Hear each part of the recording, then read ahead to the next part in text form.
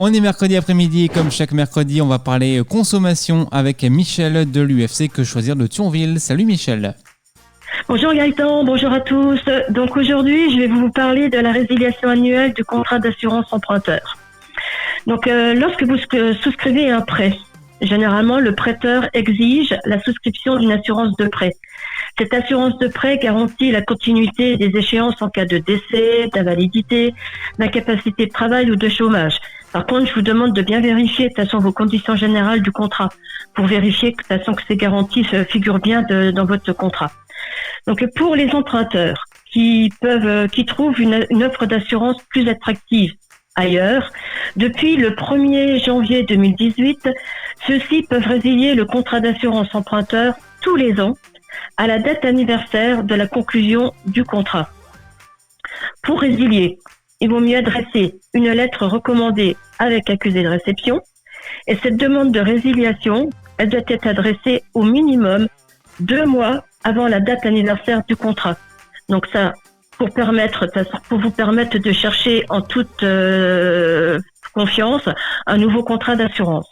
Mais surtout, avant de résilier, comparez les niveaux de garantie proposés par le nouveau contrat. Ces garanties, elles doivent être au moins équivalentes à votre contrat en cours. Parce que si vous n'avez pas des garanties équivalentes, de toute façon, votre emprunteur peut très bien refuser l'option d'une nouvelle de toute façon, assurance.